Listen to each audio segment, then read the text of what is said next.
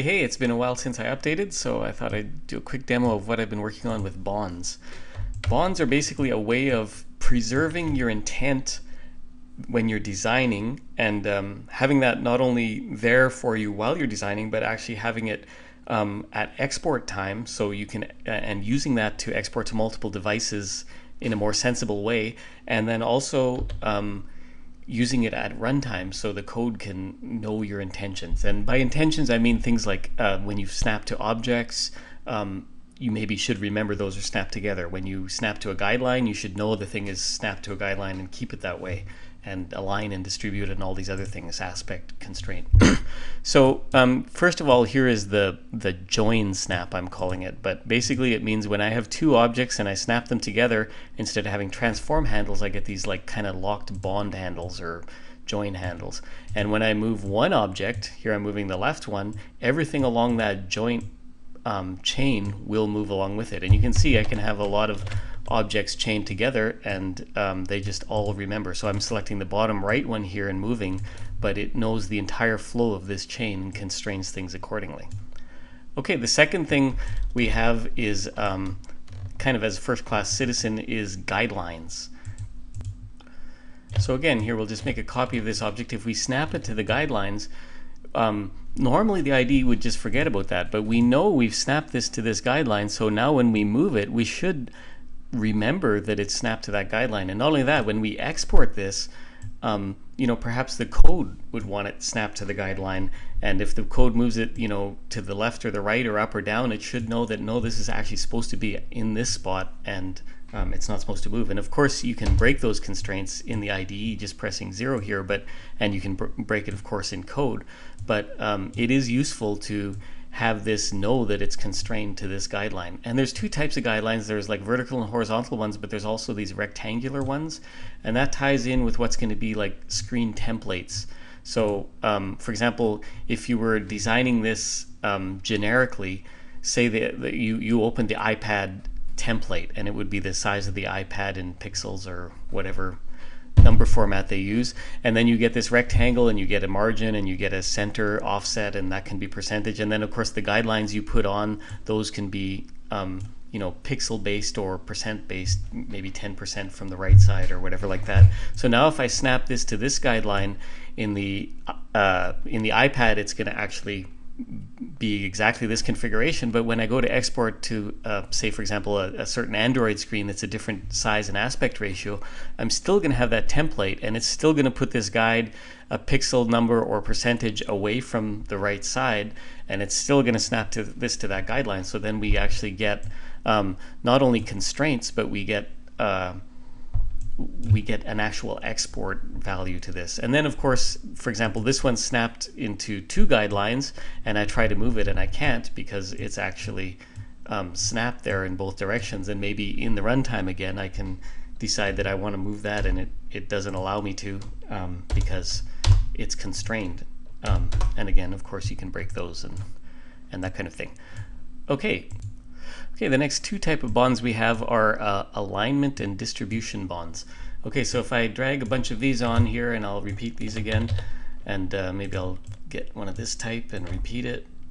Okay, so first of all, normally in the IDE, pretty well every IDE, you're allowed to align things. Here I'll just align these to top, and it'll do that, but then it'll of course forget about it. And here we actually remember that these objects are aligned to top, and if I select them and move them, it will remember that they're supposed to remain aligned to top. There's kind of a permanent bond here.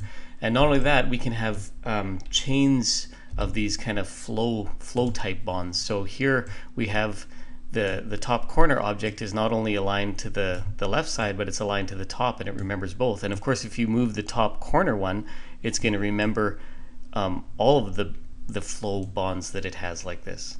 Okay, so and again, that exports, and if this is snapped to a guideline on the right side and that kind of thing, it will remember where those are supposed to be on different devices. The other thing we can do is not only align these to top, but we can actually distribute them, and you can see these spring things come into play when you distribute. And if I move these down and in and out, you can see that the four objects remain constrained like that, and those distributions will also move across multiple flows like this. So you can see that now I'm distributing horizontally and vertically, and now if I select this bottom left one and I move it, you can see it affects every object except the top right one, which of course doesn't move because it's the end of the distribution.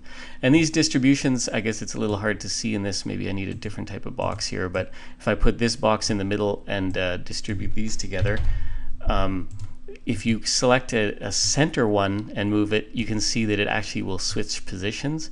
If you select an edge one, it'll squish it larger and smaller, and I'm not 100% sure how that's going to work. If it goes right to the outside, it'll change what's the front and the end. There's definitely work to be done there, and it's definitely in progress, but I think it's actually going to work fairly good. Okay, the last type of bond we have here is, here I'll get a bigger box here, delete this one, is what I'm calling alignment constraints, or aspect constraints, sorry. It's kind of a new word. And what it is basically we have the normal handles like this, but often you'll want to constrain something vertically or horizontally, or completely lock it where you can't scale it.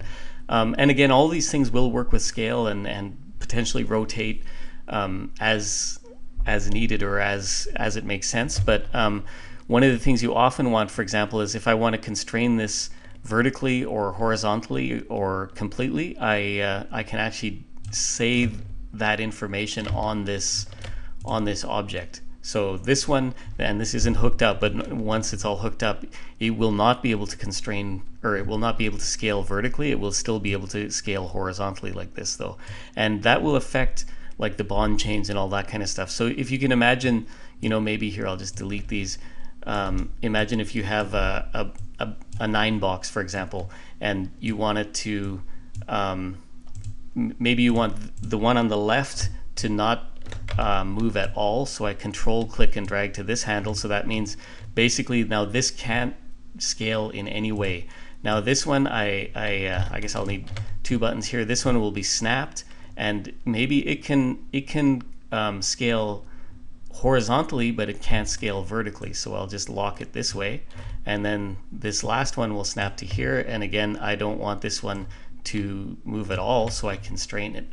And maybe it's hard to see here, but if I select all of these, or I select one of them and move them, then what would happen is the flow would say, okay, this one has to stay the same size, the left one has to stay the same size, so the only one that has give is the middle one. So you would stretch the center of the button and not the edges. And again, you can use that to do 9 box and that kind of stuff. And the other thing is these things will work in, oh, that one's pretty small here. They will work in nested symbols and all that kind of stuff. So if I make a symbol out of this and double click it, you can see I get rulers here, and the rulers will snap to guides, and I can, all the regular stuff, I can align that, I can distribute it, and all the other good stuff. And of course, once I move that around, it's flowing through, not only flowing through the screen, like each timeline screen, but it actually flows through the nested timelines and that kind of thing. Okay, so it's a work in progress, and I'm sure I'll have more updates in the near future. Thanks for listening.